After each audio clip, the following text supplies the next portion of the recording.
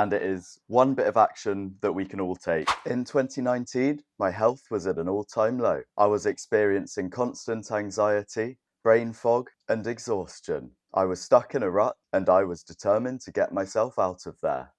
Hi, I'm Alex Montgomery, a PhD researcher in UK food systems and the founder of Regeneration Soil. Now today I want to open up and share my story with you.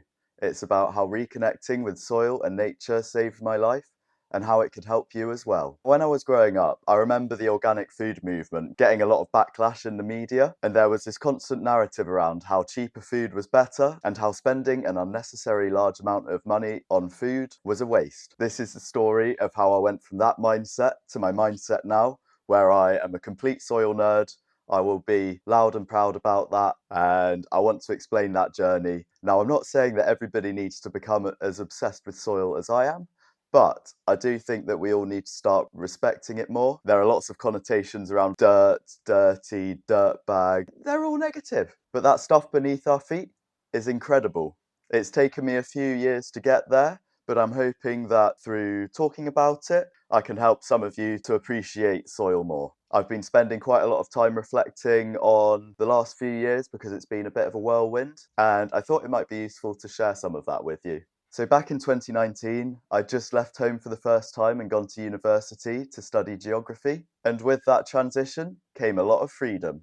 I didn't realise I had these issues at the time. I used to go out a lot, party, drink heavily, and this was doing a really good job at distracting me for a while. But eventually, a few years of mistreating my body caught up with me. I was chatting with my neighbours on the pavement outside their house, and out of the blue, I fainted, fell backwards, and fractured my skull. This was a bit of a wake-up call. I'd been neglecting myself for a while at this point, but I suddenly realised that something had to change, because if I kept acting the way I was acting, I don't know what would have happened. Now, gut health was just coming into the media at the time, and it seemed really interesting. So I started to learn how to ferment things, and I got really into making sauerkraut and kimchi. And my favourite one is fermented beetroot. I've actually got a fermented beetroot going on at the moment, and these are homegrown ones from my allotment. They're probably ready now, so I can't wait to give those a try. There's a bit of garlic in there as well, which is fantastic. And now I've got a little bit of beetroot on my hands. Oops. And after getting into fermentation, I came across Sandor Katz on YouTube and ended up buying his book, The Art of Fermentation. And this book was a real eye-opener. The first chapter is called Fermentation as a Co-Evolutionary Force, and the first section of that is called Bacteria, Our Ancestors and Co-Evolutionary Partners. And I remember at the time reading this and just being mind blown at life on Earth, really. I'd seen 30-second videos on fermentation and the importance of the microbes in the gut, but this really cemented the importance of this life that we can't see with our own eyes. And I realised that microbes aren't just about gut health, they're everywhere. They're on our skin, they're inside us, they're in our soil, they're on our food. And we don't learn about this growing up, which puzzled me. I remember seeing soap that kills 99.9% of germs.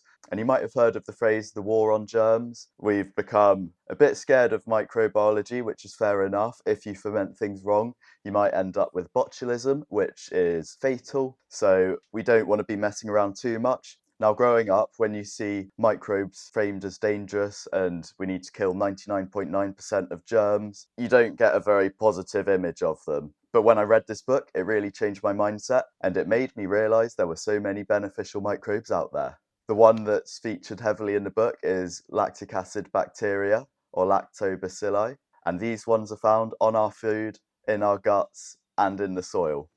And since I fractured my skull back in 2019, I've been putting in a conscious effort to try and encourage the healthy microbes. You then make it a lot harder for the pathogens or the bad bacteria, the germs, to survive and thrive. So, for example, if you get your antibac wipes and you wipe a surface down, yes, you're killing 99.9% of germs. You're also killing all those beneficial microbes which are able to outcompete the pathogens. So by starting with a clean slate, you actually give the pathogens more of an opportunity to reproduce. And if we take antibiotics, yes, they kill all the pathogens, all the bad bacteria, but we're also wiping out the colonies of the good bacteria, the lactobacilli, for example. And when we do this, we see a lot of gut health problems. So it's really important to work with the microbes and not against them. And this is where we find the similarities between gut health and soil health. I like to think of soil as the stomach of the earth. So, did you know that 1 teaspoon of healthy soil contains more microbes than there are people on the planet? I love to ask this question to people. The answers range wildly from 50 up to 10 trillion gazillion if I'm doing workshops with kids. And lots of our antibiotics actually come from soil microbes. So these beneficial microbes within the soil, they're able to produce antibiotics to fight off any pathogens or unwanted bacteria. And there's so much going on in there that we don't know about. We actually know more about the stars and the universe than we do what's underneath our feet. And I just find that baffling. And as I said earlier, I've gone from overlooking soil, not really caring about it, despite growing up with parents that gardened. I just saw it as brown stuff beneath my feet that maybe I could slide around in at lunchtime at school.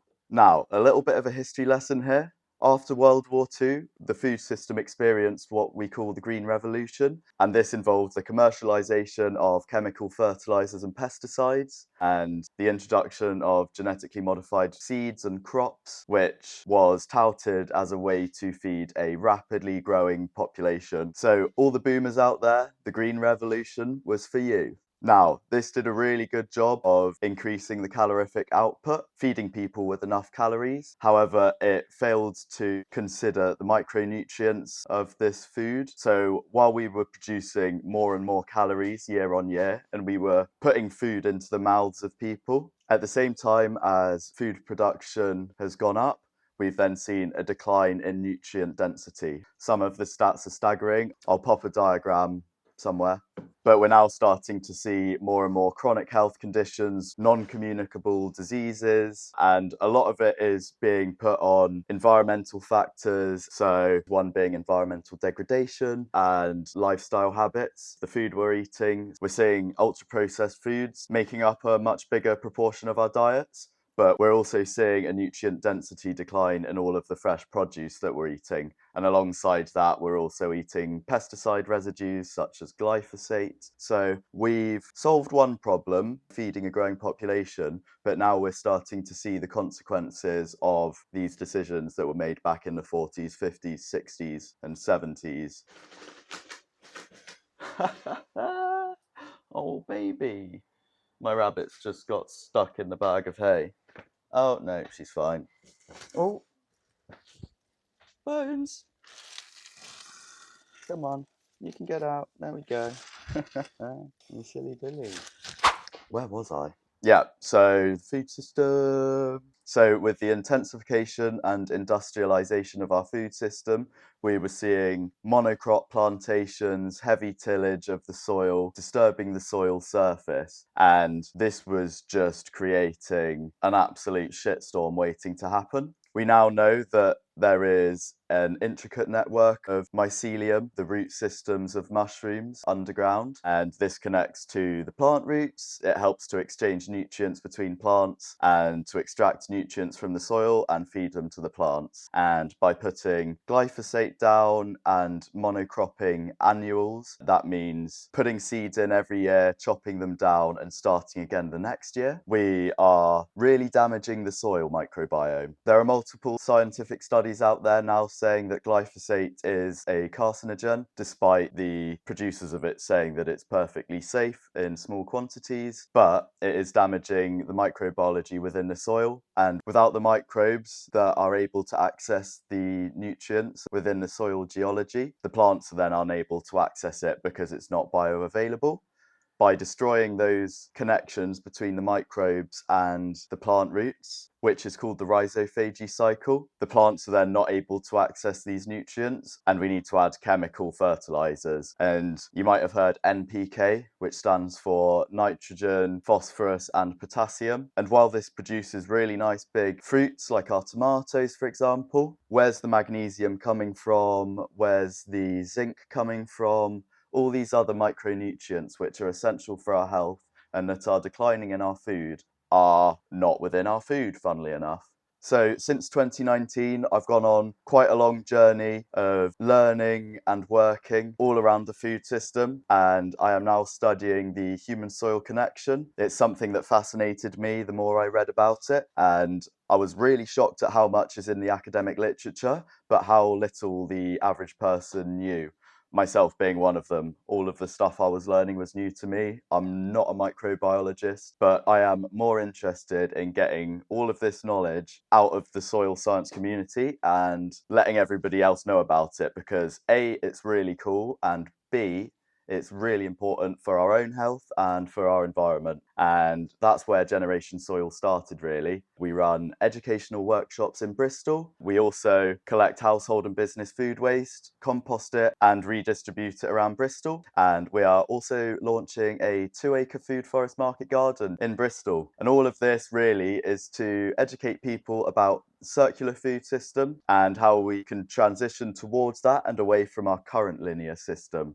So at the moment, we're growing our crops, we're chopping them down, we're processing them, eating them, consuming what we want to, and a lot of the waste then ends up in landfill. And this wasn't always the way. My grandparents were keen composters, my great-grandparents lived a homestead life, so they had goats and rabbits and all sorts. It was really nice to flick through the photo album with my mum and grandma and to see all the photos, really. It was really cool. And while I was doing that, I felt like I was on the right track. But my grandma has been a big advocate for pesticides, like get those aphids off my crops. But she's been following along and is warming up to the idea of this more natural way of farming. So everything we do at Generation Soil is to educate people. And with our new market garden, we're going to be feeding people as well. And we'll really be focusing on soil health. So if food from degraded soils contains less nutrition and often is much blander, what do healthy living soils do? So healthy living soils are able to extract the nutrients from within the soil geography, and through the rhizophagy cycle, these microbes then enter the plant roots, deposit their nutrients, and then are plopped back out into the soil for the cycle to carry on. So this provides food which is much more nutrient dense and also way more flavoursome. If you've ever had the privilege of trying a tomato from a flourishing allotment, it tastes so much better than a supermarket tomato, which are often picked underripe and then ripen on the journey as they travel however far. I've heard that some apples are up to or over a year old, which is wild, because when you pick the food, the nutritional value declines over time. So I don't know what the nutritional content of an apple is, but So by looking after the soil, we are literally looking after ourselves. And improving soil health is one of the most radical things we can do.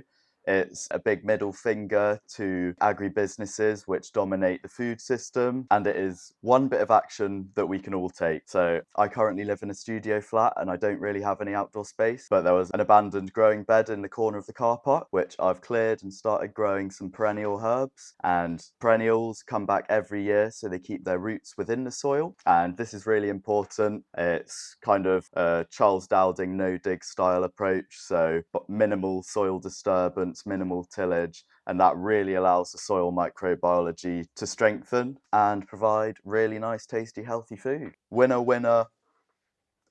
It's not chicken dinner. Winner, winner, veggie dinner. I don't know. And just before I finish up, there is one last thing I wanted to say. There is a really cool microbe called Mycobacterium vaccae.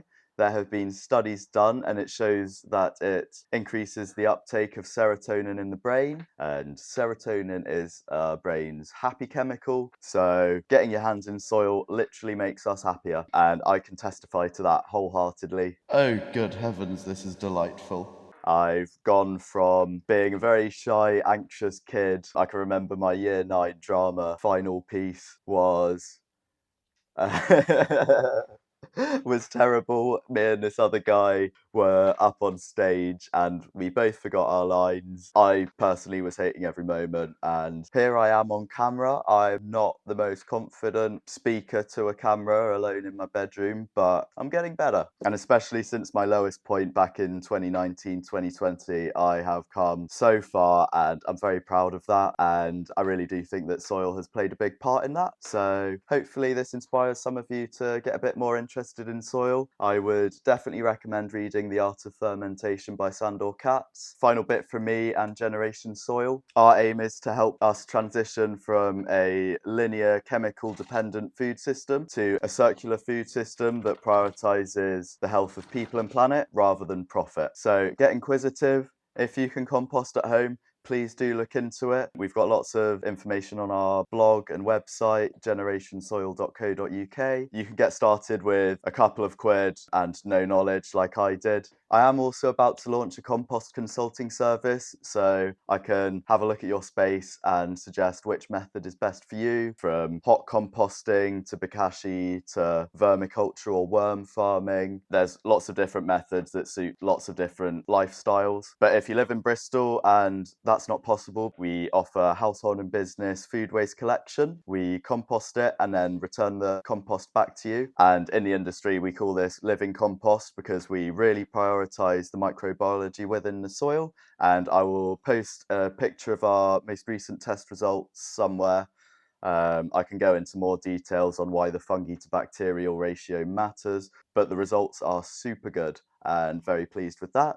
So if you found that useful and you want to learn more about soil, please hit subscribe, drop a comment below, ask any questions. Stay soily.